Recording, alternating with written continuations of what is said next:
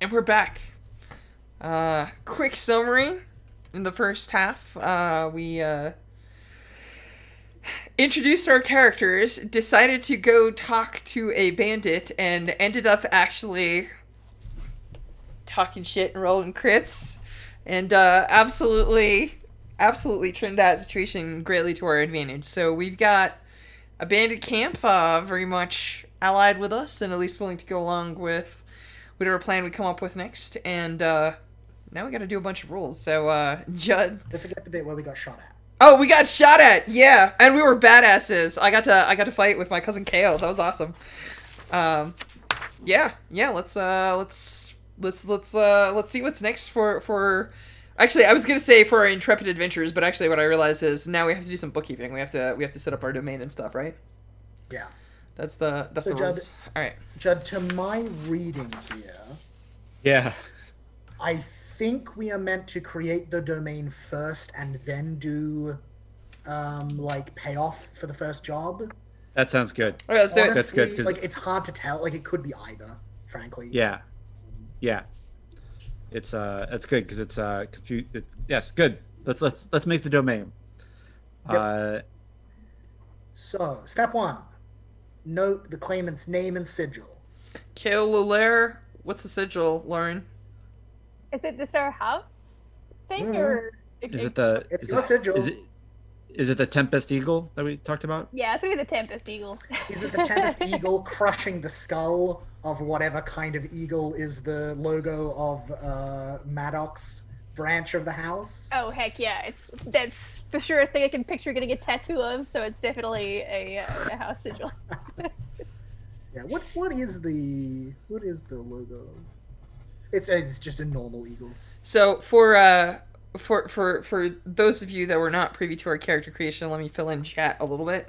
One of the questions that Lauren asked me is about some escapades that we had as kids, and one of the things that we decided is that we found the feather of a bird that's either so rare as most people haven't heard of it, or it's practically legendary, and it's called the Tempest Eagle. It's apparently a bird that only flies during storms and hunts the beasts that scurry for cover. And so we saw it as kids when we were stuck out in a storm, and that's actually the feather that I carry as like our proof that we actually saw this thing, this mythological creature. And so that's the Tempest Eagle we talked about, so that there's some context. Go on. Yeah. Wait a minute. Chat wasn't there when we were talking about that? That's crazy. Cool. Thank you. That makes sense. Seat of power. Is it right now the Knife and Hair Tavern? Yeah, I'm down with it is. that. Amazing. That seems like a pretty good pick. Did you say knife and what? Knife and Hair? Yes, it was the Knife and Hair. Love it. All right, we start at tier 1 with 0 renown. Okay. Excuse me. We can And knock 2 we coin. So there's that. okay. Did you say could be two worse. coin? 2 coin.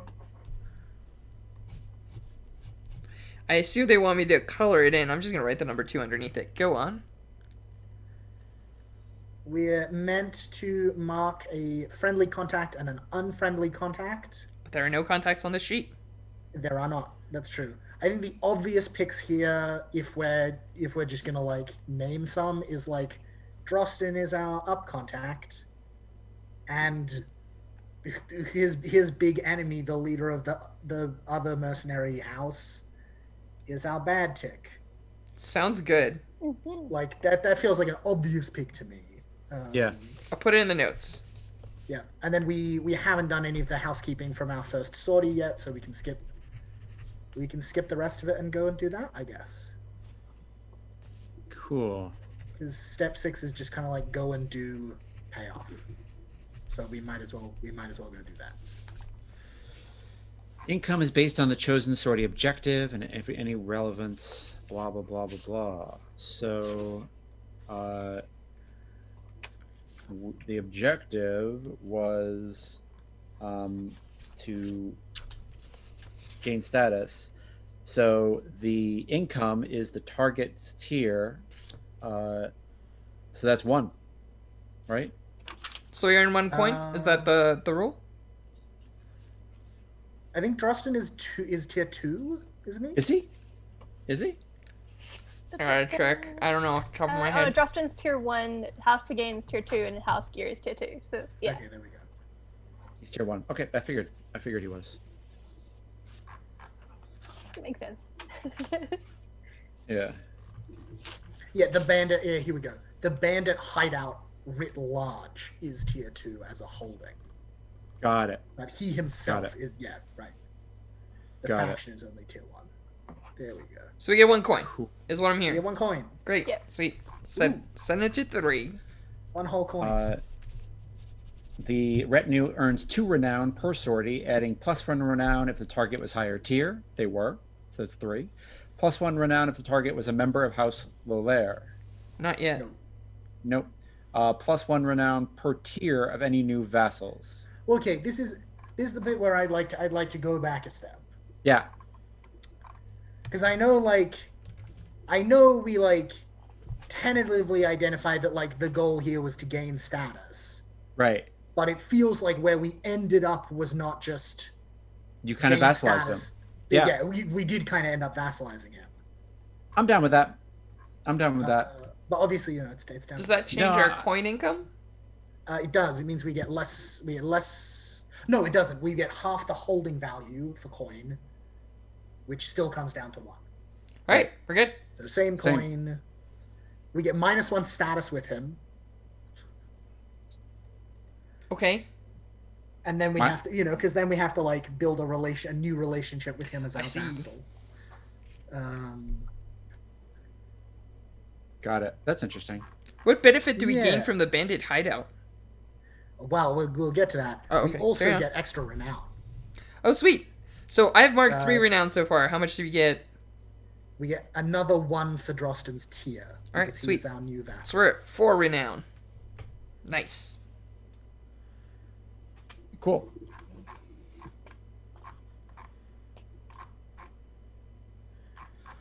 And then we didn't create a new vassal, so that doesn't count. Unrest. You get 2 automatically, right? For the Devil's Yeah. Flagon. Yeah. So 2 unrest. Check. Yeah, but otherwise, I would say this is smooth and quiet, successful diplomacy. Yeah, I think so. I think so. I'm down with that. So that's how much, Luke? Help 2 me total. out. We did claim a holding not already belonging to House Lolaire. Okay, so that's +1, right? So that's +1. Unrest? Yeah, so three unrest in total. Got it. I'm going to assume you're the one that's going to be handling unrest. No? Okay. Oh, sorry. I just I'm used to speakers and spiders and stuff usually having that under control and No, downtimes. that seems reasonable. If I'm overstepping, this is why I asked the question. I'm not actually sure. I'm just asking. Yeah, I'm happy to be the one who tracks that. Okay. Cool. I mean, I have it on the sheet in terms of tracking. I just meant if you're the one to keep unrest in manageable zones. Yes, yeah, no, I think that probably will Okay. be largely my job. Yes. Cool. All right, cool. And then it's entanglements, right? Yeah. Let's entangle. So we roll 0 dice because the current level of Imperial Ire is none, Right. and we are still we're still in the first table. And it's take the lowest on 0D, I'm guessing. Still. Yeah, it's roll 2d, take the lowest. Oh, Claimant, would you like to roll for our fortunes to see? Oh goodness. Yeah. Oh gosh. So that's this is Oh, this 2 goes- dice. Right? Yep. I'll Take just the I'll lower. just I'll just roll. If you have your sheet and you do a fortune roll, you can set it to 0 dice. Oh, thank you so much. There it is. I'm always the roll fortune button's always hard to find. It's Yeah, it's right and down. That's the only Yeah. the only thing I remember is it's underneath the stuff that I usually roll. Yes. So we get a 4. Okay. Get a Not bad. 4. Haha. A wraith troubles one of our holdings. Cool. Excellent. And in this instance, we only have 1 holding, and that's the bandit camp. which is appropriate. 'Cause I guess we're leaving. All right, so one of the things that was established, I'm gonna throw this again to chat just so that they know, is that the house that the claimant is from, there was a night of fire, and a lot of the house was killed by the other nobles in the lair, and that territory is currently exceedingly wraith ridden. So this is very apropos for us. Digging it. Yeah, I think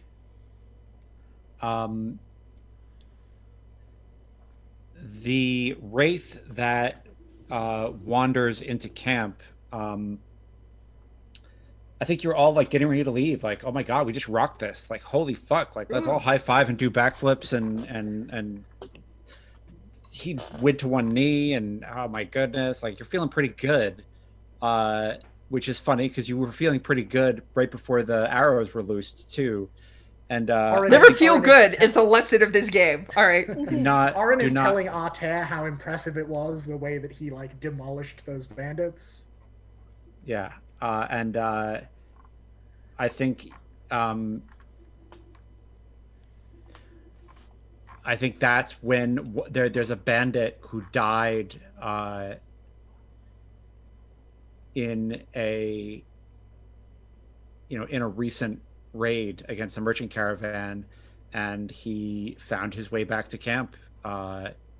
His wraith found his way back to camp, and I think like the other thing you notice is that this wraith has like the arrow that killed him is like in his back, right? And so like he was like rushing this caravan, and like one of his comrades accidentally shot him, and he died. And I don't know, like let's establish shit about wraiths, right? I think it's an important part of the setting, and we know that when they touch you they leave marks, that are on Artair, but like what do they look like? Do they just look like people with a weird glow? Do they just look like people but they move weird? Do they have like blackened eyes? Like how do we want to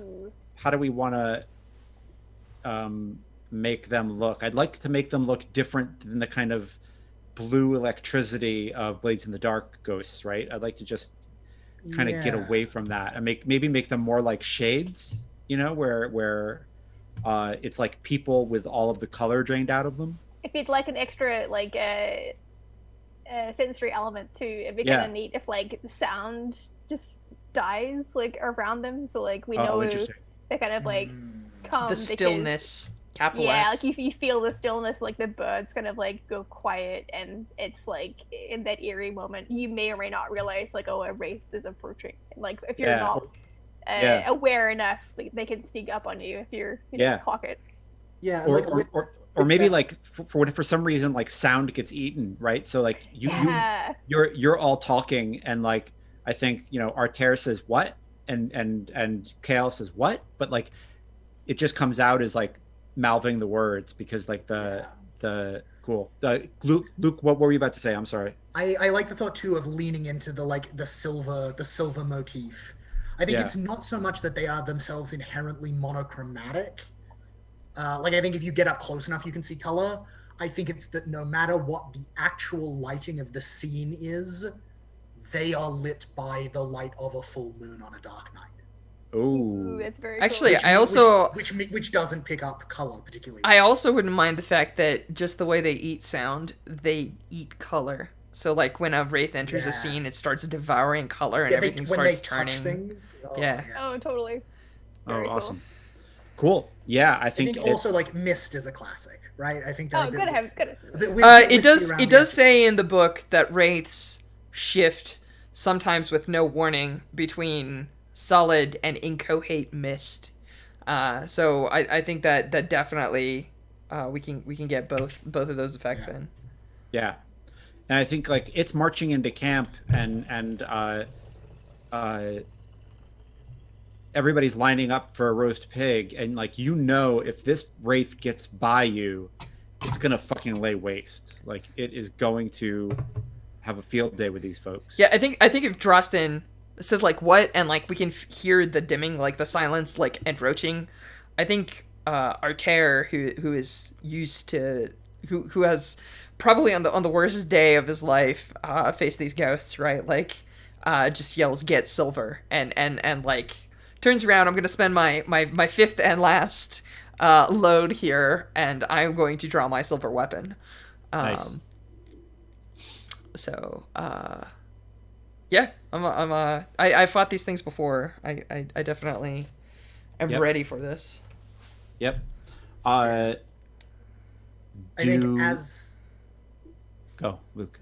I think as like Arter steps forward to like hold the thing off, I think we see the moment of Oren like taking in the clothing and the garb and the arrow and like realizing that this is like this was one of the people in the camp, and like racing back to find Drosten and like and find out like who was this person, what is their name, when were they born, Awesome. what day did they die, like the details that a priest needs in order to like. You're wasting your time, priest. All we need is silver. Love it. Yeah, I think Strash, make that roll. So Judd, we have to talk about this because we need to figure out what the threat of this critter is, right? Because like, Yeah, well, wraiths it's are violence, the right? might of a wraith changes based on like how they died, right? Yeah, So and this one died. Yep. this one died. Would you say that this one died of injury, or would you Yes. say that this one died in the middle of a pitched battle? Injury, I think. Okay, cool. In which case, it's only a tier 2 wraith, so it has quality on me. Okay. Cool. So Judd, yeah, I think that there's like a moment where we see my morning star, and we realize that the head of the weapon is attached to the chain with like 2 cross pins and a latch. And I think I pop the Nice. latch, I pull out the pins, and I swap in like this almost diamond shaped like silver head, right? Like that looks like some sort of 3-dimensional spear tip made of silver, right? And I let me ask you some questions, which is Yeah, do it. how do I feel? So it doesn't actually say if they produce any sort of fear effect, terrifying fear effect. It does say that they're impossible to fight by normal means, but Right. yeah, There's silver. the- Yeah, silver rend blades the- can destroy their forms. So Yeah, I Rend don't the think it minds has- of those they come into contact with sounds like there's some kind of okay, like psychic component. Like sure. it So sounds like if the it gets game a hold does of not me, so I much might they can put their hands on it. I might have to make some resolve rolls here or something. Yeah. Sounds good. Yeah. Yeah, I can dig it. I think but I think like unlike blades, it's not like an immediate biological reaction where it's just like, you know, you are not fight or flight, you are flight, you know, and I think with these, you know, they have got to get a hold of you and start like, you know, taking the color out of you. All right, cool. In which case, yeah, I'd like to. I'd like to, you know, get people away from me, tell people to get what silver they can find, and yeah, I definitely prep my weapon, and I you know, I call out to it, and I like as my voice is disappearing into the silence, right? I'm just like, Yeah. you know, I give it I name myself to it, and I'm just like, if you want someone, come and take. Oh, actually, no. This is the thing that they say is you can lure wraiths to you if you intentionally harm yourself. So I think like what I do is I grab like the knife out of the pig and I draw it across my hand and I just drip blood on my chain. I'm like, do you want the living? Come on, you know, I'm right here. Nice. Nice. Yeah. So- And I don't know. I taking something from what Luke said, I think a peasant phrase for being dragged away by a wraith is you know, they drag you to the moon is like what it's called, because there's that weird moonlight effect that they have, that kind of colorless light. Love it. Cool. Make a roll. Would you like an assist? Oh, this is dangerous, Lauren. Yes, I would love an assist. Tell me a little bit about this. Okay, well, I think like as this happens, Kale, I have like a holy relic, and I think my holy relic is like this very delicate.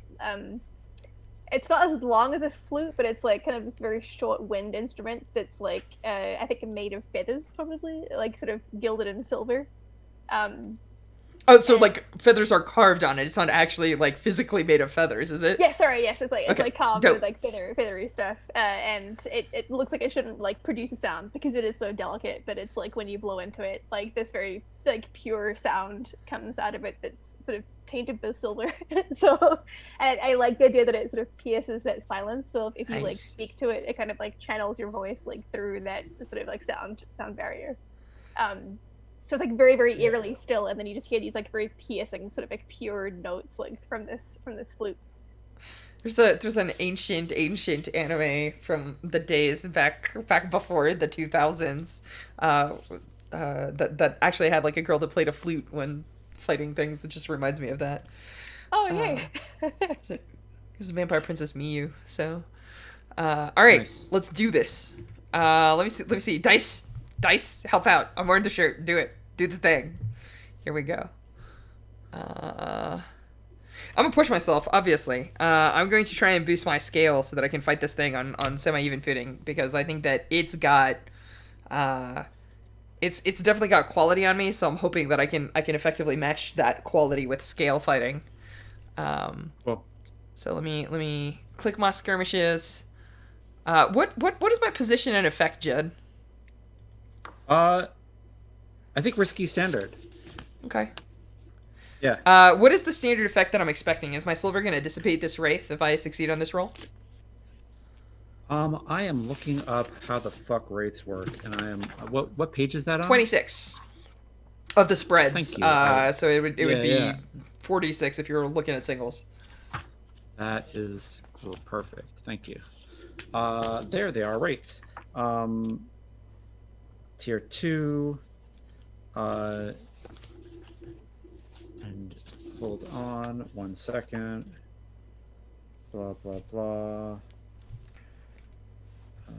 Oh, mark some more stress. Stress, so yummy.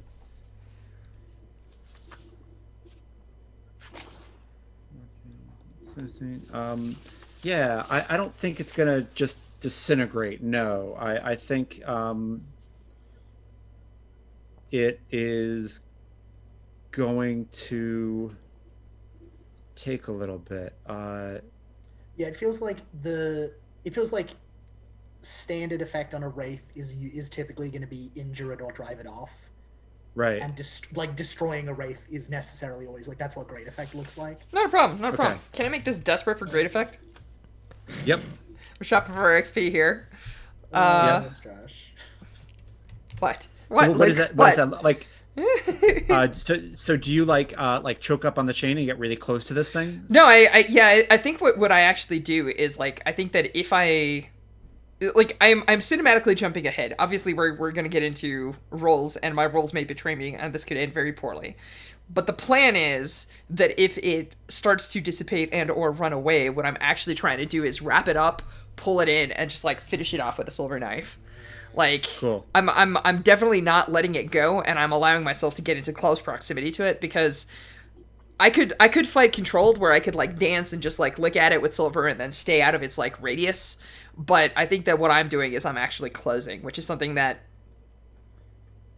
A normal person would say. yes. Bad One might say idea. that I'm using my body as a sacrifice here. Like I'm like, come at me. If you reach for me, it's fine. I'm protecting these people. I'm gonna make you taste silver. So that's what I'm going for. Judd, is that enough? Do you feel like that's good? Love it. All right. Yeah. All right, Lauren, let's see if your flute helps me. Going desperate, so that gives me my XP, which I already marked. Effect is great. Sweet. Bonus dice is 2. 1 for my push and 1 for Lauren. Oh, I get a 5. So I am going to be able to destroy the Wraith, but there is a consequence. You should tell me what it is, Judd. I think it lays a hand on you, right? And I think you get a new awesome handprint scar across your face. Cool. Oh, come on! You can't make my face not pretty. I'm an anime protagonist here. Can I resist that a little bit, Judd? Where I No, look no, where no, it like okay, lasts for a while, but it fades. I thought it looked cool. Like I I see. thought it looked cool. Yeah. It's not like it looks dumb. It looks like kind of badass. I think people are going to be scared of it because it means you're wraith touched, right? Oh yeah. So I'm gonna be obviously wraith touched. It makes May you I like volunteer? more dangerous. May I volunteer to resist this consequence on your behalf, Strash? I think that Arter may actually not want you to, but I think Strash does. So you should go for it, Luke. Yeah, and so I think like we get the dope fight sequence, right? Of like you grappling with this wraith and you swing your thing through it and like chop off one of its arms and it like starts where it like miss. lays a claw on my face and I'm just like stabba. Yeah, sure. Yeah, right. Yeah, and I think yeah, it's like like you get in really close to it. It's desperate. It like puts its hand on your face, and I think that's when we hear Oren start to pray. Oh, all right. Oh, cool. You gonna try and resolve like, test this down for me? Yeah, I am. And I think in the meantime, I think Oren has like got some information from Drosten, and so we just hear him, and he's not raising his voice at all, and he's like 10 meters back or whatever, but like despite the weird sound eating effect of the wraith, like you can hear him as though he's standing like next to the two of you. Cool. And I think he's just like, hold on now, Connell. There's no need for any of this, my friend. Nice. I know it hurt. I know your flesh raged and you sweated and the fever tore through you like a wildfire. I know it hurt, my son. I know you missed your mother. I know you cried out to her, but you have to let it go.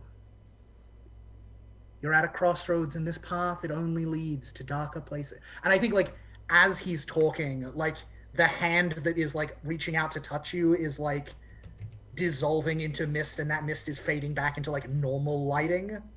And so, like, yeah, I think you get the handprint, but it's, like, faint and, like, cool looking rather than, like, oh, God, Rave touched. Actually, Luke, if this is okay with you, can we say that a portion of it starts dissipating into that mist and moonlight and leaving my flesh? Does that sound... Oh, that's sick. Right. Like, as in the scar, like, peels, like... Yeah, it's actually turning to moonlight. Yeah, that's fucking dope as hell. Yeah, and I think we just like see like Oren like with his hands like clasped together and like sweat like pouring down his face, like pale as a ghost. Like this is clearly not a comfortable or an easy thing, but his voice is just like steady and like so like gentle and loving. Yeah, that's awesome. And I think there's this moment where I don't know if Arter sees it or not. It's up to Strash, but Oren, and actually everyone who sees it, who doesn't, is up to you. But I think Oren almost definitely sees it. There's a moment where like the hand kind of retracts, and right before it fades into mist, we see like the body in full color, and it kind of like looks to Oren and like has Colin has like a look of pain on his face, like, oh, this hurts, but it's a human look, right? And then they dissipate, and but like the hand goes from moonlight to kind of flesh and color, and we see him kind of pull the hand, retract the hand back, and like have a pained look, and look at Oren and nod, and then go down the path,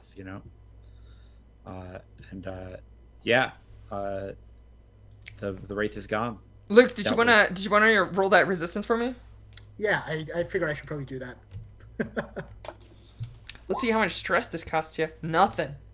Like a boss. Like a boss. Fucking boss. Jeez. Judd, these are some Sean Nittner rolls here. This is some bullshit Sean Nittner stuff. If you want to hit me with like a lesser harm, though. No. Jamming No, down the protect. I just wanted to offer. Well, I don't think so. remember that it is a desperate effect, so theoretically there is a heck of a lot of harm coming in. So I was ready to take 3 levels Okay. of harm here. Okay. If you want to reduce it to something, it does say that trying to send wraiths away with prayer usually requires you to investigate their side of death, know facts about them, which is something that Luke brought into the story very cool. Yeah. And then it still is an extremely difficult thing that leaves you with migraines and like damage to yourself. Like it takes a lot of oomph to pray a ghost to rest.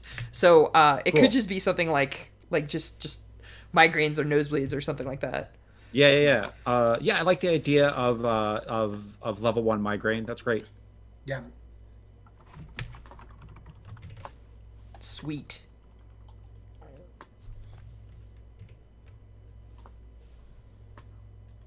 Just keeping it fair. This was a pretty scary No, raid. I know. Like I know. I volunteered for that. Yeah. I was Yeah, ready awesome. to be desiccated and wraith touched for a while until I could heal my harm. I'd have to just check the healing rules. All right. Cool. Cool. Thank you, Luke. That was dope. That was super. Yeah, cool. that was really Thank cool. you for Yeah, thank you for fighting that fucking raid. That was sick too. Good I mean, team. I also think there was a moment where where Artair was fighting it, and Kale played a lilt of a song, and the wraith like turned its head and looked towards the song. Like what the fuck was that? Like it was, it recognized the tune, or like it felt it as a part of life or something. So yeah, that's a that's a detail Teamwork! I wanted. Yeah, Heck yeah. everyone contributed, and I wanted that in there, and I forgot it. Cool, love it, good stuff. Let's get to downtimes. Back at the tavern, the knife and hair. I do just want to check in how we are doing for time. I'm good. You're usually our time limiter, Luke's. Yeah, I know. I'm fine. I just wanted to like check in. Yeah, I figure we shouldn't just like slouch thoughtlessly into yeah. So committing to another chunk more play. Yeah, putting a limit on it. Let's do as much downtime as unless downtime, sometimes downtime goes nuts and something really weird happens. But assuming downtime is relatively chill, let's do downtime and then think about the next sortie, and then we'll do the next sortie in 2 weeks. Sounds that good. Sounds like Right? a good plan. Yeah. Cool. Let's rock out. Who has some downtime they want to do? I have a downtime I would like to do. Cool. And I'm getting the downtime activity thing. You can acquire an asset, long-term project. You saved me from having to do a recovery. The Luke's. Muster a levy, quell unrest, recover, train. I have a random question. Does our crew give us like some downtime benefits, like training, etc., or is it Nope. just like this is okay? No powers on it either. Nothing. So, and the other thing is that I feel like when in other entanglements, when like there are wraiths plaguing your holdings, it might be that a messenger comes and is like, yeah, we're hearing word of wraiths in wherever, and someone has to use a downtime to go deal with that. But I feel like you only had one holding, and it was very clear. It just seemed like this is where it happened. Yeah, and I liked the idea of being able to work together to kill a wraith and establish what wraiths are right away. I think that was a great entanglement. I'm glad we rolled it. I'm thrilled. Oh, So, heck yeah. rock on dice, rock on randomness. What's your downtime, Luke? I would like to quell some unrest Okay. Nice. by hanging out with my good friend Drostin. Yeah. And so I think what this looks like is I think Drostin and Aaron are playing Fidchel. Or some other board game abstraction of war. Totally. But like I do want to be clear, like it's not chess. No. It's either it's like Fidchel, or it's like, is it Hares and Hounds, the Viking one where one person is in the middle, Yeah. Yeah. and then the other person is surrounding them on all sides, Yeah. and your goal is to like get the king to safety. Like it's one of those ones, right? It's a little bit more kind of feudal and less like Yeah. you know, medieval massive armies on a battlefield vibes. Yeah, and I think classic knife and hair. yeah, and I think there's a Powerful. wrinkle to this board game that is a pretty recent bit of game design in this kingdom, and that is a third person can sit by and play the winner, and they get to put wraiths on the board. Yes. And like cool. and wraiths fuck everyone up, and they can kind of do it like they're supposed to be like you put 1 and then you put 2 and then you put 4 and then you put 8, but like there's no rule that says that. So like sometimes people like miscount or put too many because they want the game to end, or like it's just like it's a weird social contract thing of like how wraiths get on the board, and it doesn't have to be fair because wraiths aren't fair. Actually, okay, so in which case, Aaron is the Wraith player. Cool. I think Drustin is playing with like either a member of his band or maybe with Kale, and yeah, Aaron is playing the Wraith. Oh, love it! I love the idea of Kale and Oren playing this weird game. Yeah, great. Yeah, and I think there is a sense in which, and I just want to establish this before I get into the nitty gritty. Like, I think the vibe of the game overall is like, there is something unspoken communicated in Aaron's choice to play Wraith, and in a lot of ways, it is kind of just like very politely making the point to Drustin that like Aaron is kind of owed a favor. Ooh, yeah. For putting that poor boy's soul to rest. Yeah. Love it. And so I think like as the game is going on, and it's 100% one of those scenes where like, it seems like we're just commentating about the game that's being played, but it's actually like a metaphor for the plot of the game that is going on. Right. And I think Aaron is basically just like making the pitch to Drustin that he understands that like it's early spring, it's the hungry gap. There is very little food left in the stores. There is not a lot of food left in the forest that's like wild food. But he's like, look, we can't just go into raiding the way that you normally would of the spring. And I think this is where like the game metaphor comes in, and he's talking about like, when you're playing an opponent, like you don't want to do the thing they expect. You want them off balanced. Yeah. You want to give them time to stew about what you could be doing. The knife you can't see is the more dangerous knife. And he's basically trying to convince Drustin to just like dial it back for a month, right? Like take a month off, everyone tighten their belts, get hungry, get fierce, get lean.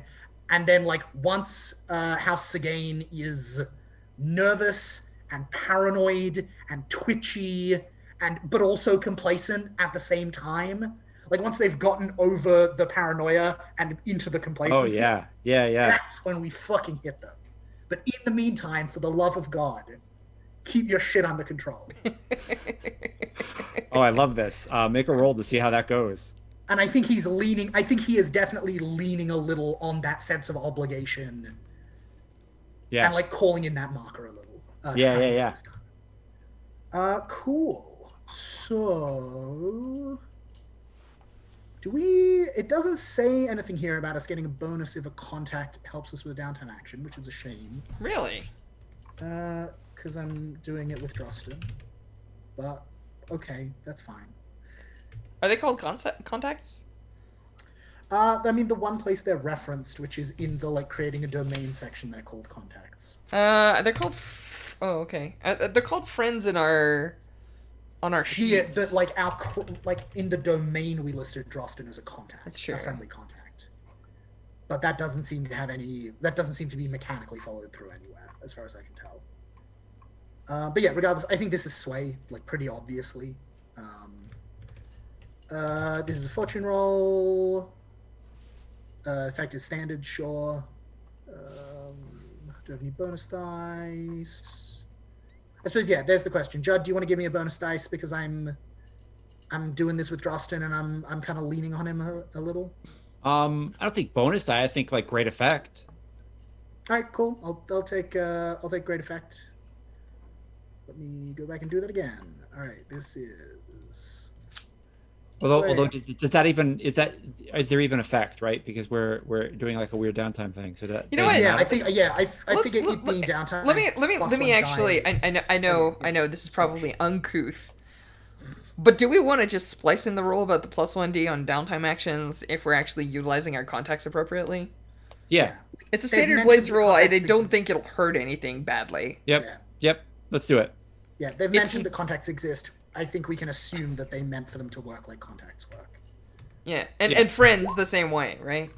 Yep. All right, that's a 5, so we clear 2 unrest. Cool. Sweet. We're down to only 1. Yep. Cool. Love it. And I think you've gotten him to kind of chill a little bit. And yeah, does that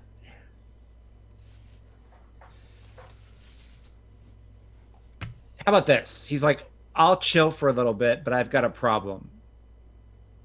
I think my second in command is an Imperial spy. I think Aaron just like smiles faintly and is like, excuse me for a moment, Your Highness. And like puts a last wraith down on the board in the space where Kale just took one of Drosten's pieces. Yeah. And then gets up to wander over to talk to the second in command. Yeah. Because, of course, the thing that hasn't come up yet this session is my special ability. Which is? I can always tell when someone is lying to me. Interesting. And so I think Aaron just starts a very normal conversation with this woman, during which he just like listens very carefully to the things she is saying about her loyalty to the band and the things she is saying about her opinion of the Empress. Oh, you don't just casually talk about your time overseas and ask if she's ever been to Imperial Court. I think that's definitely part of it. Have you ever right? met Like, the Empress? he's basically just like building a composite of like which statements are lies and which statements are true, and figuring out which picture that adds up. Yeah. That sounds awesome. And Judd, if this feels fair to you, I think this is also kind of part of the same like Quell unrest. Oh yeah, totally it is. Yeah. Because she was the big source of it. So Yeah, like, yeah. Totally. yeah, and is she? Yes, I think she's definitely an Imperial agent. Yeah. Who's been sent here to you definitely get that you get that, yes. And definitely an Imperial agent. Yeah, and so I think like Lauren, do you beat Drosten, or does Drosten beat you? Who wins the board game? Oh, I love the idea of like that race placement tipped the game in my favor. Like Yeah. Nice. But Yeah, here's so the I think- thing, Lauren, I would like a roll. Who learned something? Who learned something about the other? Like win or lose, Oh, nice. whatever. But like, did quick fortune Drosten roll. learn something about you, or did you learn something about Drosten? Oh, that's a very good question. Is this like a sway roll or? I have fortune no roll? idea. So you're making a fortune roll, and it can be what we really need to determine. Honestly, I would suggest that it's probably a study or oh, Luke, we had this talk. Is it study? I hate the study survey division. Yes, I think in this instance, yes, I would say Okay. it is a study. If I it's think, one of like, those two, it's a study. yeah, like if I'm taking notice like a particular human being, that sounds like a Yeah. study. I was like Yeah. surveying the general area of like the game board. Cool. It's risky standard then. Yep. Sweet. Why is it? Wait, hang on. Why is it risky, Jen? Because it's only like there's not going to be damage. But if you The fail, information exchange. if you fail, Jostin will learn something about you. That's why I say Oh. risky. That's Yeah. maybe not a I bad got so thing. much trauma Yeah. from my childhood in here, so Yeah. I'm ready for it to go either way. Yeah, don't let him into the vault. I'll just chuck it. Someone's learning something. Oh, Always be learning. That's what they say. Always be learning. It's mixed. go. Maybe you I learned got something a about. 5. Yeah. Yeah, I think so. Cool. You learn things about each other. Awesome. I think you learn he's loyal. When he says he's going to do something, he does it. And he's not willing to just like sacrifice pieces. And yeah, there are pieces he should have sacrificed that he didn't, and he kept close. Yeah, totally. What does he learn about nice. you? I love if it's kind of the inverse, where like I sacrifice pieces like very recklessly. Yes. Did you learn to play this game for me? Please say you learned to play this game for me. Oh yeah, totally.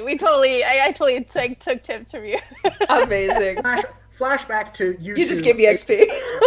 aged 8 and 9 respectively, and brother Oren teaching you both to play this game, like back in the good old days of yore. Love it. Yeah, and I Love for it. In sure the like play it, orchard in autumn, everyone's picking Cool. apples. and I for sure play like a noble in that sense, where it's like I will sacrifice pieces to protect like the more valuable assets, like very Yeah. subconsciously. Yeah, love it. Cool. But Queen yeah, Kale. so I think Oh, go ahead. yeah, so I think like, you know, in the background of the shot of like me and this spy, we hear the like, you know, like the victory happens and like, you know, Drosten reacts however he reacts. And I think Oren just sighs and he says, there's nothing wrong with having more than one love in your life. More than one loyalty. It's perfectly natural. But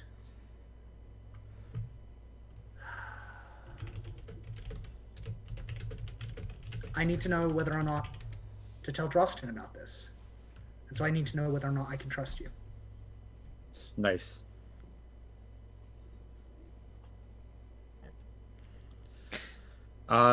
Luke, if you want to recover or seek solace as a second action, I'm happy to take an acquire asset action if you want me to step in and convert an actually, asset. yeah, that would be great. Yes, okay, yeah. I think this is a great setup for that. Cool. Yeah, I love it. I think she's weighing her answer when Yeah, and I think and Oren just like gets up and like pats her on the shoulder, and is like, now you talk to him. Yeah. yeah, and is like either way, good or bad, Artez's the one you'll be dealing with in the end. So why don't you let him know once you've made up your mind? I was absolutely imagining Arter totally taking her out into the woods, putting a sword down and being like, you've got two options here. You can swear someone a sword or you can try and run me through. And we'll see how this ends up. Like, he draws his weapon. He's like, make your choice. Is that what he does? Yeah, no doubt. He's 100% open about it. He's just like, look, here's the deal. You can swear your sword to us and you can do work for us. In that case, you can stay as loyal to your empress as you want. We have no intention of dealing with the imperial throne, or you can decide to keep your job and do the thing that you were assigned, in which case nobody here has use for you and you're going to have to go through me. I think he grins and he goes, I took you down once. You know what your chances are. All right. Acquire asset. Go. Let's Let's do it. I mean, I think she's going to say yes, right? But let's see how true it is. How wholeheartedly. Let me double check my Yeah. acquire asset. To acquire roll tier, and our tier is 1, so I roll 1 die. Yep. Okay. Here's a question. We did some setup and discussion. Luke sort of got me into position. Do I get a bonus die here from A, the crit earlier, B, the setup that yeah, okay, cool. I would say you get a bonus die from Orin's setup, yeah. Yeah, Orin's definitely got my back here. Let's do it. I got you. Believe fam. Here we go. Roll 14, number of dice 2. Submit notes. Acquire asset. I would like to know her name. Yeah, it is it's Isbel. Isbeil. Spell. And she'll be, I presume, an expert spy or something of the sort. Something of the sort. Let's do it. Boop. 5. Which is a tier 1 asset, I guess. Cool. It's not bad.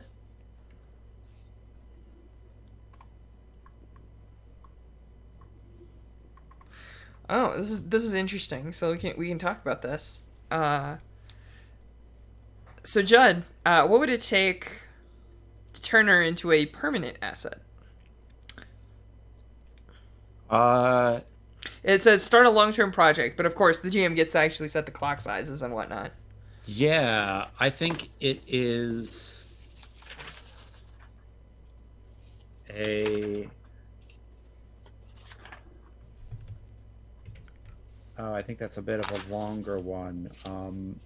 Yeah, this feels narratively. It feels like this is very much the shift from on a sortie to sortie basis. She's like reassessing whether we're like. Oh, totally. Like whether bad for the Empress, and it's going from that to like she believes that we are what the realm needs and is an advocate to the Empress on our behalf. Right, and I think there's also like a back door, right, where you can be writing to relatives in the imperial court and like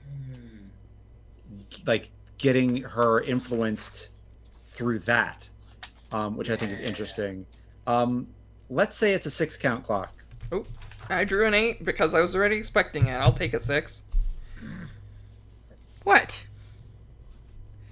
Classic Strauss.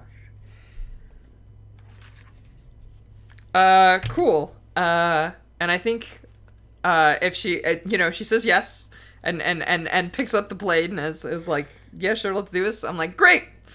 I'm like, now that that's resolved, drinks. And so, if I can, my solaces are hilariously art and camaraderie. So art is my solace because one of the things that Artera actually does is draws sketches. So like frequently, like while other people are doing stuff, like if you're playing that board game with the wraiths and whatnot, he might be just like drawing people like candids of like people over Spitfires or like laughing or like whatever. Like he has that kind of like soldier sketchbook that he carries with him, and he does like art like that. And I think that the other thing is like obviously camaraderie, right? Like camaraderie is very straight up. Like Altair has spent enough time as a soldier. Now he was a captain, but he was also like, you can't become a captain without first like racing through the ranks. So I think that he at least understands a soldier's kind of camaraderie, and it's about like, like sharing the talks, sharing a fire, eating some food, and having some drink together, talking about your troubles and tribulations. And like, basically what he's saying is like, cool, now that your secret's out, you can talk to me about, stuff without having to put up the facade. And right. So like, he's very forthright. It's like, when you're with me, and the moment you're not, well, then pick up a sword. Let's go. Yeah. So, yeah. And I think she says, we wanted to, we heard that trade was being choked up here. I came in with the levy that is guarding the vault, and I detached from them, and that's where I'm like reporting back to the Empress, and we wanted to find out why, the merchants were so in a tizzy in the Sedgelands, and I was I embedded myself among Drostan's people to see how much of a threat they were and see how bad this was going to get. And I was moving him towards the witches because I kind of wanted the mercantile interests to start flowing down here again. I think our interests are in sync. Cool. And she says, I think she toasts that. She says, to our interests being in sync. Nice. And I think like you're drawing her like as she's doing something else and like drinking with some of the bandits and like maybe even dancing. And like you notice like a bit of a tattoo on her back, and it's an Ouroboros, like it's a serpent eating its own tail, which I think is now established as like the sigil of the Empress, right? That's the imperial sigil. The lineage that lives forever, right? Like, yeah. Oh, nice. Love it. Cool. That's real sharp, Luke. God damn, Luke. Yeah. You made my idea. You made my like totally random. I just like Ouroboroses because they look cool. Idea sound like totally well thought out. Like, anthropology degree. Let's go. Woo! It's because that lineage lives forever. Obviously, I mean, who? Yeah. Lauren, what's Kale up to this downtime? Yeah, I've got a couple of ideas in mind. One I have in the back of my head for like an acquired asset, depending upon which house you want to like tackle first. Just because presumably I'll have an easier way of talking to either Sigane or Gear, depending upon which one we go for. But I think I don't know. I'm kind of tempted just to like train with Orin potentially, just to like establish some character stuff. Yeah. What do you want to train? I think this will for sure be like a resolve train where, like we just had this experience with this wraith, and Orin spoke to it with such like clarity and like poise, and I think like Kale probably still has a lot of trauma from being around race and like having to escape family while they were in the midst of like death and dying, and like I imagine that like if you get really violent like race in those kinds of situations. And yeah, so I think I could seek counsel with Orin just to get some advice on how to like better speak to race and like help them find peace. I think that's quite important to yeah, right. That's beautiful. Did you see the training rules in the system, Lauren? I didn't. I just assumed it was like play. No, it's not. They're It's a little slower. Way slower. Oh, so gosh, it's a long-term project where if one person is training, they get a 4 clock, 2 people as a 6 clock, and like at the end of the clock you get 1 XP. So it takes like 2 or 3 trainings before you actually get anything out of it. Holy shit. Oh, yeah, punishing. it's super inefficient and makes me wonder. I will keep my design thoughts to myself. Let's roll. Okay. Is it even worth training? No, mathematically it's not. But don't worry about that. I think what it is like right now is one of the few times when we don't have wounds on us. Pressing. So like if you're you want start to a training project, now's the time. yeah, if you want to spend a roll on a training, and the thing is that it's not necessarily wasted, like you'll keep it, I guess, but like who knows when next you'll get a chance. We just got really lucky on this mission, so we didn't take a ton of harm, so we don't have to do a ton of recovery and stuff like that. I know Orin does, I'm sorry, but like yeah. By the way, Judd, I'm sorry, Lauren, to interrupt your action. I apologize for this profusely. I wanted to roll. Let me just double check. Are we actually including friends as a +1D? Yes. And second question, does being in this camp and hanging out with Drostan and their folk when I take solace and camaraderie, would that count for a +1D here? Yes. I'm just gonna roll to relieve stress. Carry on. Go. Cool. yeah, I think I'm more interested in like this sort of narrative aspect of like getting some counsel from Orin and setting a training clock I may or may not fill will find out. I mean, could this be seeking solace together? This could be seeking solace together, yeah. Because don't we both have prayer? I think yeah, prayer was for sure gonna be like one of my solaces, definitely. Aww. Yeah. So is this maybe like? Look, I don't think. In fact, yeah, I'm gonna put on the player of the priest hat. I don't want to position this as like confession.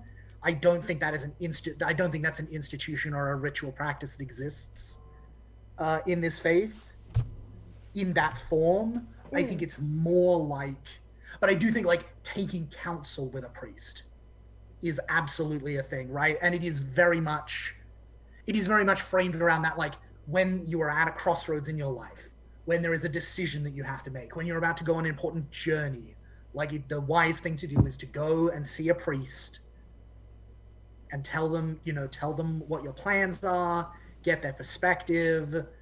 When you end the journey, it's probably also customary to go see a priest and like tell them how it went and reflect on it. Like I think journeying and the ways in which journeying can be a like transformative experience, an experience of like personal growth, has been super like ritualized and culturally like heightened in importance in this set of cultures. Heck yeah, I love Love it. it. Kind of marked Love out by milestones. And if we aren't like if we don't have like sort of a permanent holdings in this area, I kind of dig the idea of like doing this at a graveyard or like some kind of like site of like race or people that have passed on peacefully or something, so it has that kind of like quiet to it, but it's not like the wraith quiet where it's like eerie and spooky. It's like I'm going to add a detail to that. I think there is a new law that the local graveyard has to be within the shadow of the Imperial Vault. Oh, cool. So yeah, like the graveyard is like we get our first look at this like weird fortress, and I think it doesn't look like the other castles in the area, right? It has like a domed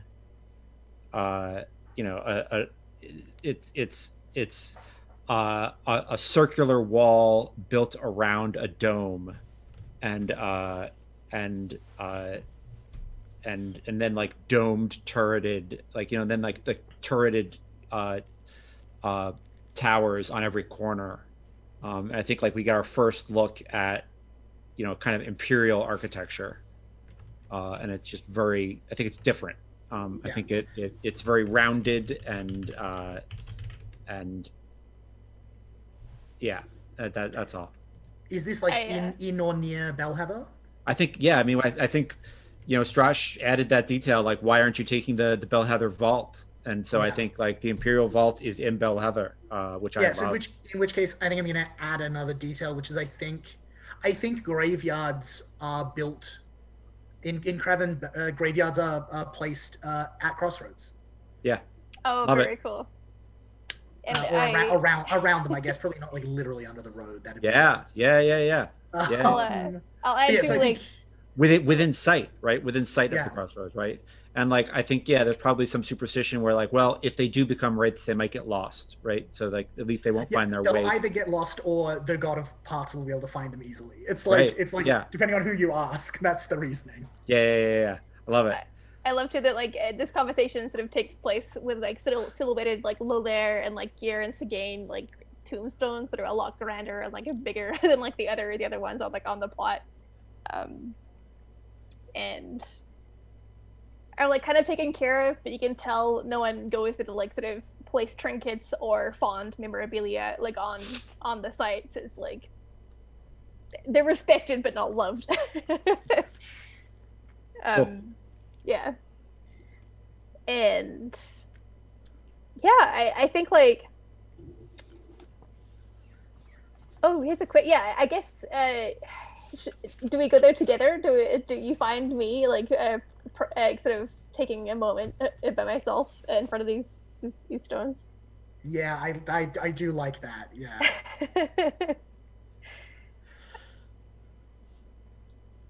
Cool. A penny for your thoughts. Ooh, and Kale, you can. Kale's gonna say a thing. With the way Kale says this, you know from like your experience that she's not thinking deeper than the question, where she asks, like, what I want to get at is like her treating the race like you would pawns on a chessboard, like the game that we just like played together, and you can tell that there is a surface level where she's like, I need to know how to manipulate the chessboard, like, and the race are a part of it as like in the game that we've grown up playing. And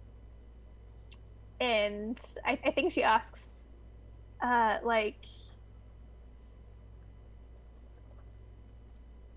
how do you get them to listen to you? I've never found the courage or the knowledge to speak as such apart from music, but music can only take one so far. The way that I saw you talk to that wraith today, it succumbed to you the way a wraith succumbs to a blade. Oof. You have a silver tongue, Brother Orin. Means a different thing in this world. That's mwah. Fucking love that. Let me just put that on my character sheet real quick. Alias Silver Tongue. Boom. Let's go. Yeah, and I think Aaron like pauses and like hums thoughtfully. And yeah, we notice that like he still looks like a little pale, and there's something like slightly pinched about the set of his face. And I think he kind of like finds like a little like rock on the side of the crossroad that isn't like actually a grave, and like kind of sits down on it and like stretches, and like indeed, like we hear all his joints pop and crack from throwing himself down on the ground like that.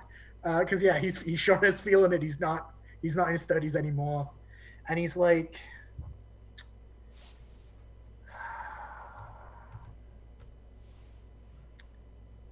how do you talk to a father who's lost his son? How do you get a king to listen? I think like Kale's face, like, it definitely goes back to like the time she lost her father, or like came across her like father's corpse, or that kind of thing, or her father's wraith. Yeah, like how do you get a king to listen to you? How do you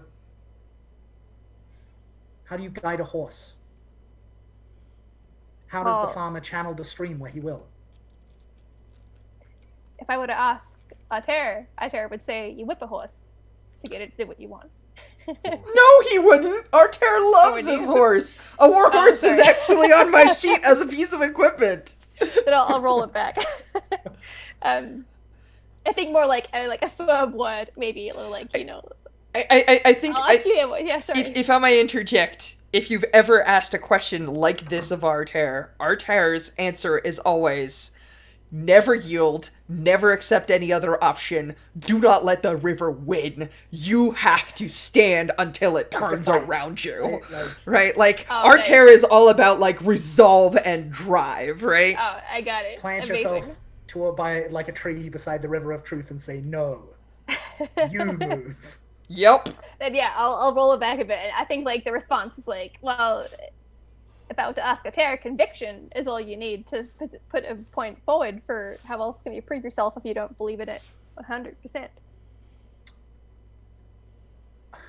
I mean, he isn't wrong. And then Oren kind of makes a noise like, well, it's more complicated than that.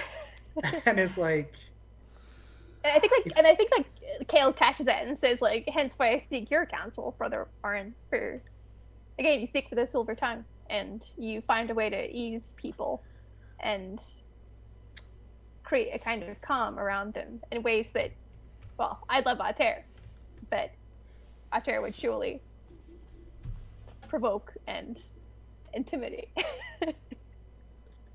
If conviction and belief were all it took to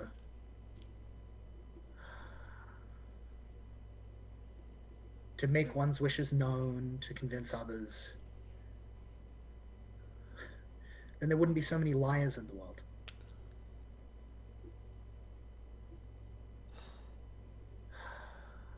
The first step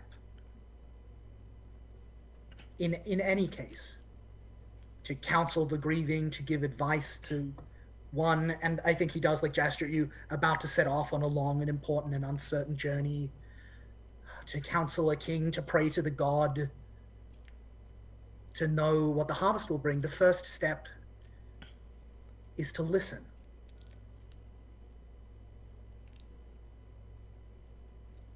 And you cannot listen and hear what someone is saying if your head is filled with the noise of all the things you want from them. Oof. I think at that moment, like, Kale takes your hand, if that's okay, and says, like,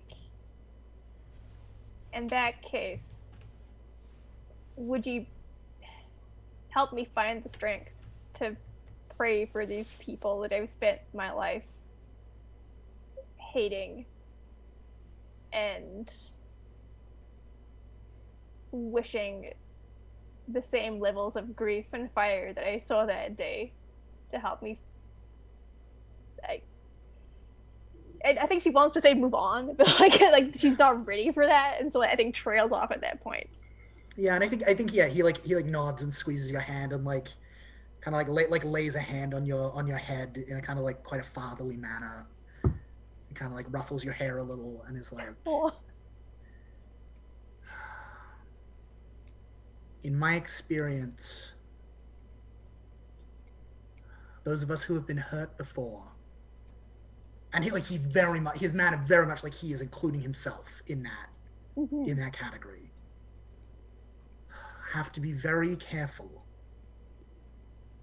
because it's all too easy to find yourself again and again walking backwards. We should move on boldly, Father Orin. Our strides and pace. Yeah, and he nods, and I think we fade out there, right? Like I think there is probably some praying together, but like that's a nice little conversation. Yeah. Beautiful. Beautiful. That was my solace of service, ministering to people. It sounds like that was your solace of prayer. Totally. We did it. Well done, team. Now we gotta see if we overindulge, right? Is that still okay? I mean, I'm not at risk of that because I took a 6. There are no overindulgences in this game. Oh yeah. Yep. As far as I was able to tell, I was reading the downtime actions, and they don't go into it. Yeah. Every member of the retinue carries the pressure and burden. Source of solace to relieve stress. Seeking solace allows you to reduce your stress at the risk of... Oh, no, there are complications. I'm sorry. There are. Yeah, it's the table next to it. It's basically the same table. There's just some slight reflavoring. Yeah. All right, lowest attribute rating. So in my case, it's insight.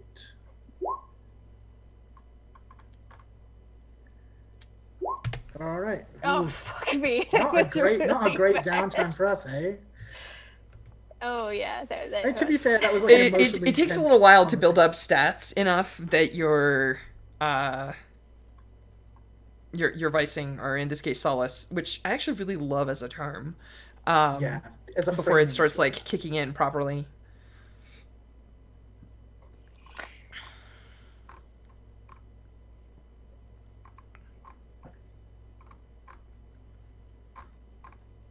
That was our downtime action. How are you doing, Tara? No, I'm done. Are I you did done? good. Oh, We're okay, done? cool. I think I acquired as a spy, and I had some camaraderie. I'm golden. Yeah, I'm done. I'm done. We should talk about the next job. I think do I have one? Yeah, I think you've still got more, one I think? left. Oh yeah, please. I'm sorry. My Do bad. we want to like acquire an asset or do something for our upcoming job, or should I could always like just find solace again. I have 3 stress, so I'll probably overindulge. But If you trained and found solace, that's 2 actions, and I think that's all we get. I didn't. Oh, yeah, like- Oh, yeah, train good. today. Good. I mean that that could have counted as both if that's Nope. what you want. If that's what you want to do, but you probably don't. Oh god, yeah. It sucks the training rules are so harsh because that's. What's your do you have any other salsas, or is it more prayer there? I could Or being cheap and looking at my XP trees too. No, do it. Don't be cheap. That's an awesome way to decide what to do. That's a great idea. That's what they're if for.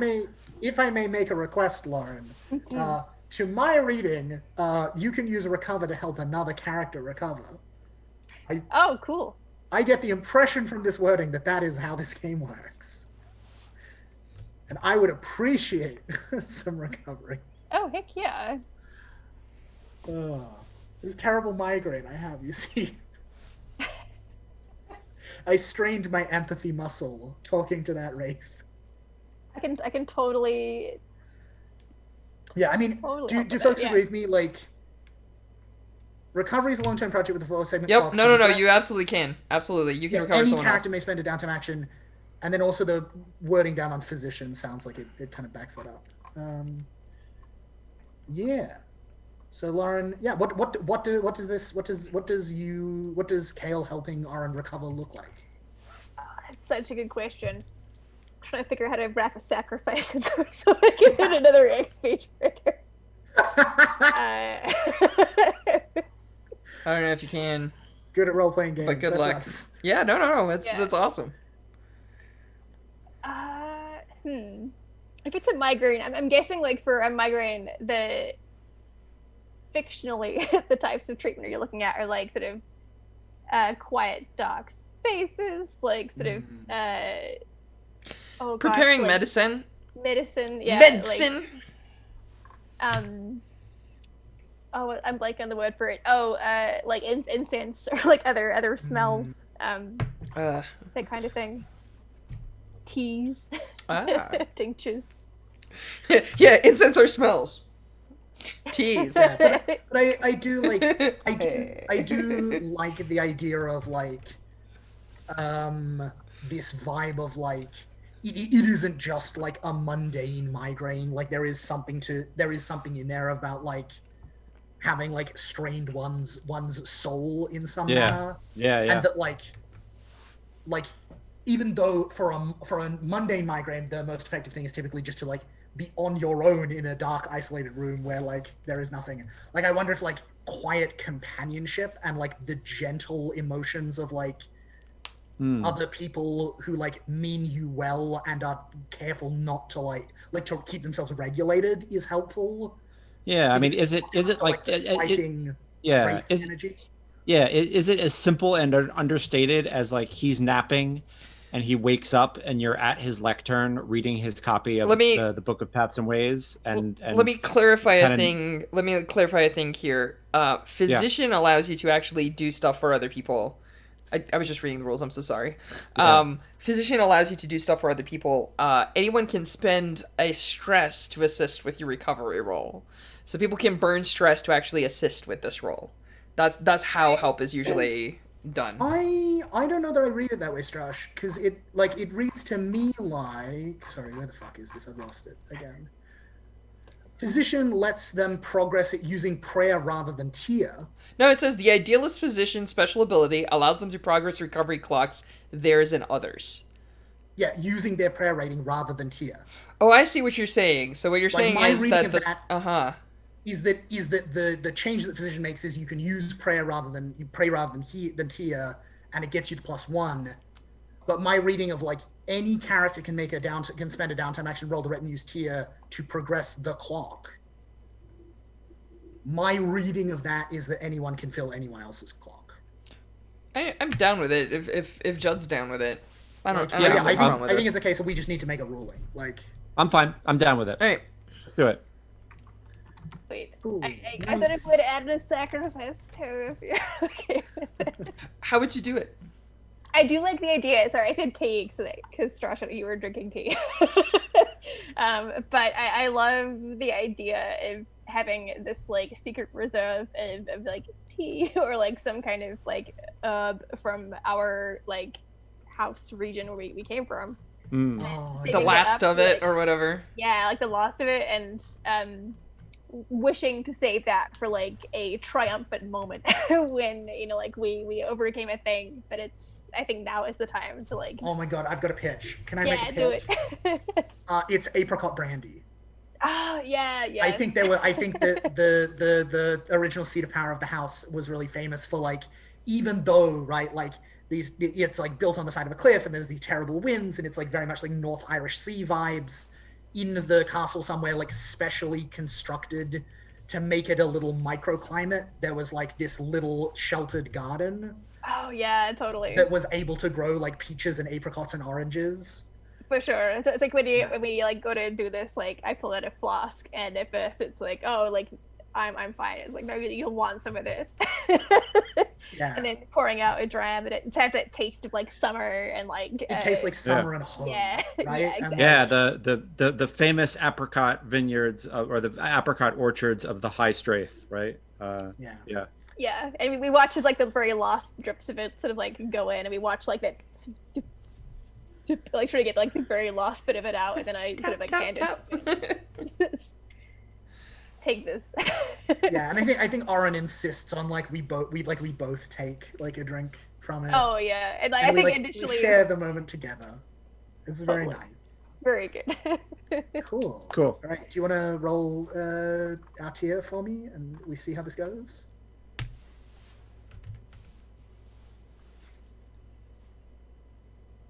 Oh yeah, do I do that? Right. Yep, sorry. do it. One die. You're the one taking the action, so yeah. Oh gosh. For tier, is there a handy button on the? No, but you can just roll the. You can just do a. I can roll, yeah. Let's roll 1d6 for our tier because it's one. Yep. I got a 3. So it's one segment, Luke. It's one segment. It's a beginning. Mm-hmm. Someday I will recover, but it will not be today. Yeah. All right. Do we want to do XP? Because it feels like Yeah. It is pretty late where Judd is, as I understand it. Yep. Let's rock out with some XP, and I'd like to do a little bit of talking, just like, hey, what do you think the next job might be towards? Yeah, just like vague. Do you want to do that first? Yeah, let's do that. I think it's like a couple days. It's a week. It's a week. On that point, Judd, Yeah. the game does kind of like fairly clearly indicate its vision that like we do 2 sorties a season. Right. So like Got it. I actually really like the framing of like it's like a month. Yeah. We spend a month laying low, we keep quiet, the bandits like Cool. We're prepping the sharpen job. their skills and drill with Artea, and we like really get prepared. Cool. So that we're ready to make the play. Yeah. It's cool. All of these downtime actions took the better part of a month, and I think for the first time you're all in the inn together and no one else is there. Fergus has closed it for the night, and no one else is in here, and you've got the place to yourself, and so it's like it's clear, like you've got a map of the Sedgelands laid out on the table, and you're kind of looking at it like a chessboard, right? Like the wraiths and vassals game. Yeah, we've even got the little pieces from that game on Sure. the map. Yeah, love it. So what's the plan? What do you folks want to do? So Let's talk get about plus goals. The one note I will make is we now have the holding of the bandit hideout, which means that we take +1 die to infiltration sorties. Oh, is that our bonus? Nice. That is our bonus for that. Mm-hmm. So if we can find a way to take advantage of that, that seems like a good idea. And I didn't hate the kidnapping plan. Well, actually, no. Well, here's the question.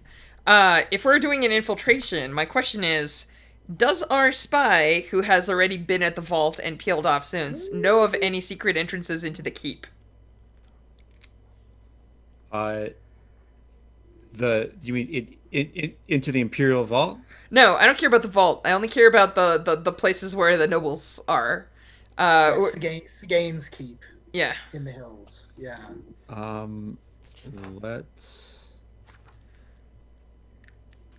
let's make a fortune roll and find out. Yeah, I'm gonna make an old-fashioned die roll because I'm actually not in the roll 20 thing. Right We'll get you in after this. Yeah. Oof. That sounds Is good. Is that a yes or a no? Definitively either way. That was so apparently which castle were you looking at? I mean, the only one that's on the map, right? This would be Bellheather? But Bellheather is the town. Oh. Yeah. Is there a keep in But there- Bellheather? Nearby, there is a small keep in the coastal hills where Sigane Great. kind of like- Does that keep have Yeah. a name? court. No, Really? not a set one. All keeps should have names. That's I normal. know. I know. Can we just call it Whitestone or Yes. something? Greystone? I don't know. I don't.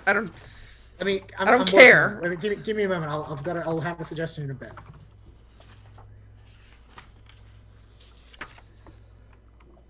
Let's I mean the let's call it the dagger. That's pretty Since the- good. since- Dagger since keep?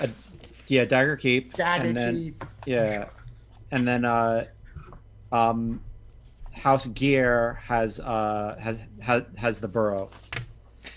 All right. So, do we want to, Luke? I am down with the plan. If you're like, perhaps we can, I don't know, kidnap a kid and then lure out this person. But like, what's our ultimate goal? Is our ultimate goal to kniff a noble, or is our ultimate goal something no, else? I think that's a great. Yeah, like we know we want to infiltrate. What do we want to do once we are in there? Is the question.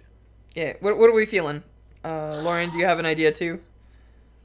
Ooh. I'm the muscle. I'm not. I wouldn't mind if we took the Sigane keep. Sigane or Gear? Like Sigane or the Sigane. mercenaries? Sigane, yeah. Yeah, like get that keep. Drosten can move some of his guys in, and like we can start making good right on our offer to him.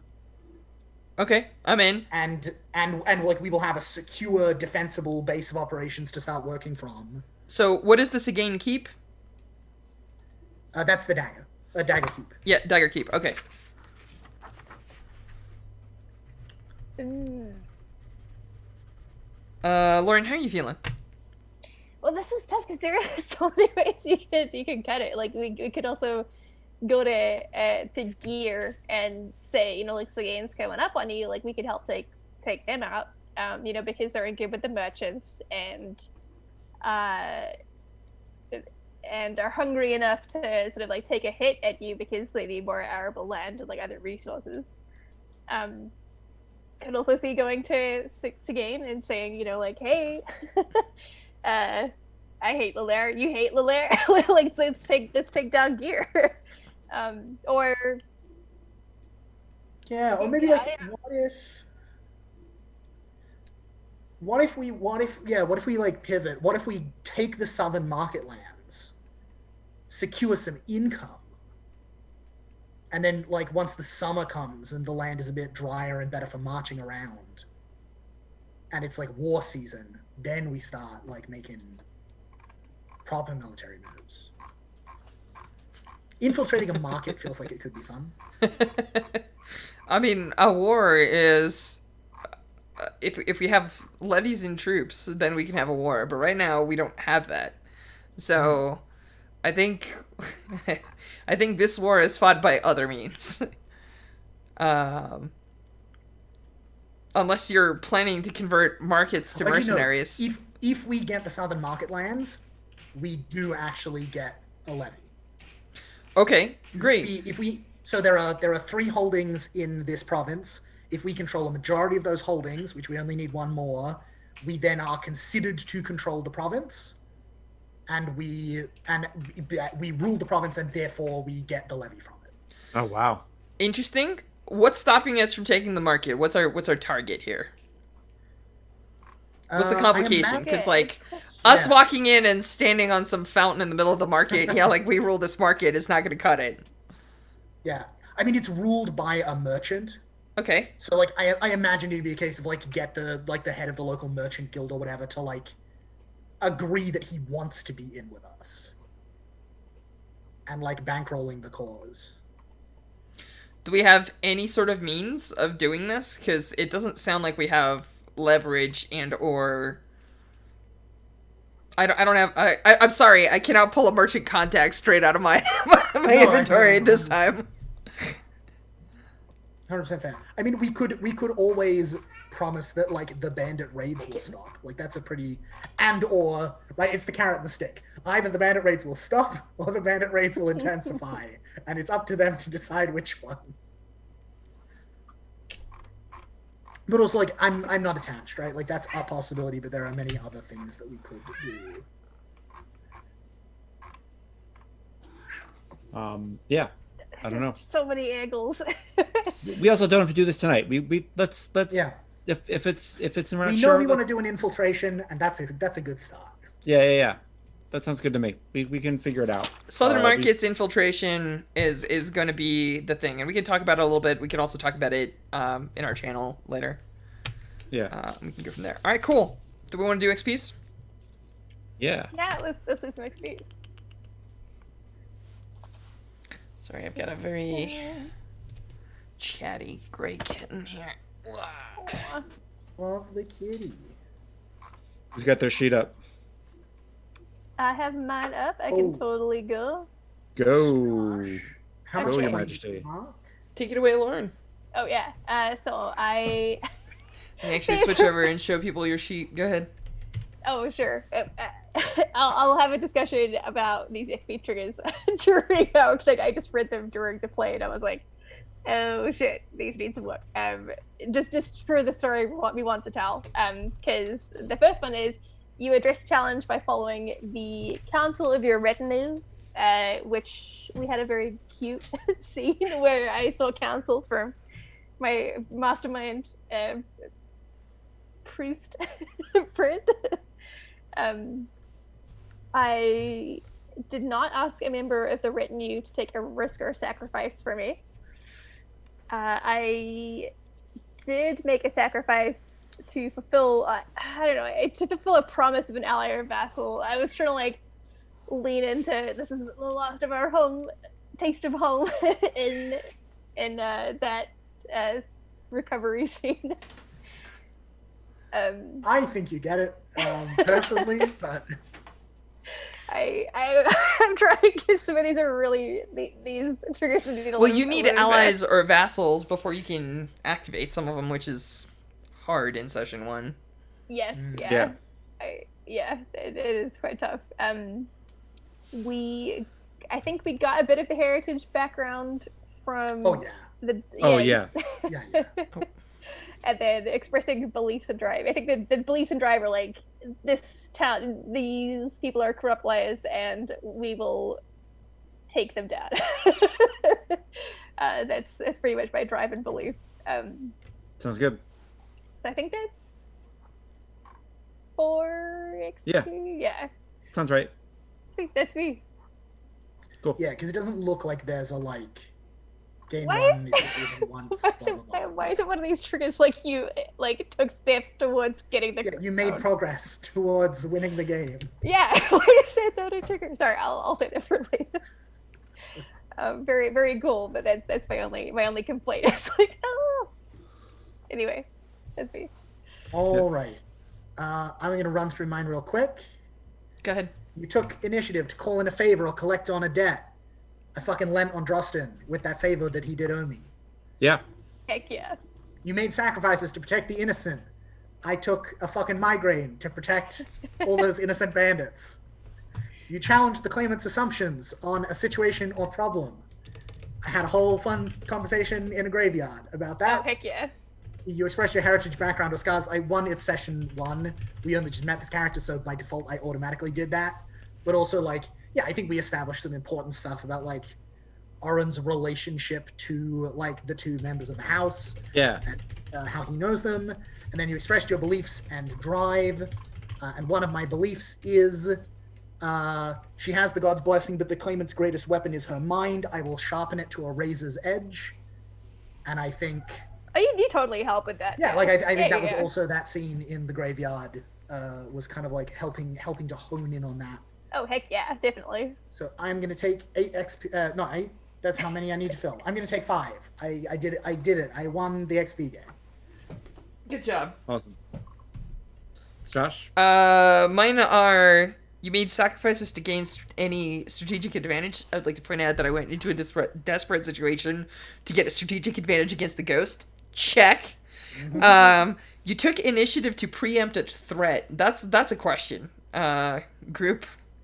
I mean, I feel like that with the ghost, absolutely, right? Like, because there was a version of that where we like fell back a little and we like took our time with that a bit more, but instead you were just like right in there. I think too, because the spy too, right? Can't take extra XP. You only get 1 XP per. Oh, one? Yeah, only one. It's a slower burn. It is a slot. You counseled the claimant to choose aggression over compromise. I would like to point out that Lauren earned me this XP with the methods that you played that game. Oh heck yeah. You expressed your heritage, background, or scars. I think I literally did that with bringing in my like ghost touch and everything else. And you expressed your beliefs and drives. I think mine are pretty simple. It's they're both well, I don't have a drive yet because I generally wanted to play like a session or two just to kind of get a sense for the characters and the situation before I wrote my drive. But I believe my beliefs about supporting my favorite cousin and also sticking it to Lalaire is definitely stuff that I've been pushing towards. So I'm gonna claim 5, of which It was a pretty good session all up on XP. Yeah. It's like an average of like 4.3 out of 5 XP across the party. Yes, I'm tracking the average down for sure. some people have harder XP triggers than others. I'm not in it for the long game, as you can tell with my character. The Vengeant is not exactly a long-lived character. No slow burn, no. I got something to say. It's better to burn out than to fade away. Yeah. I do want to pitch Strash as a suggestion on that drive. I really love the vibe we've already unintentionally set up of you gathering up every person you know from your old mercenary life and recruiting them all into the claimant's army. Like, that feels like that could be a super sick drive. Yeah. Especially because we got that great line of dialogue between you and your old second, right? About how, like, at least we stay loyal when you pay us. Yeah. Stay bot, yeah. So I set my drive as I will gather the troops. So I think we're gonna go through that. Cool. Yeah, I'm taking it, Luke. I'll take your advice and I'll take your hook there. I think it's dope. That's it for XP. I don't think we get any. There's no XP for crew or anything like that. So I think that's it for us. Are we good? Are we good for outros at this point? Yeah. All right. Cool. So. In which case, I will start. Hey, I've been Strash. I use he/him pronouns. You can find me on Twitter at StrashA. I write games. The ones that you've probably heard most about are Skim and Villainy and Band of Blades. Check those out on Evil Hat's site. I don't actually have.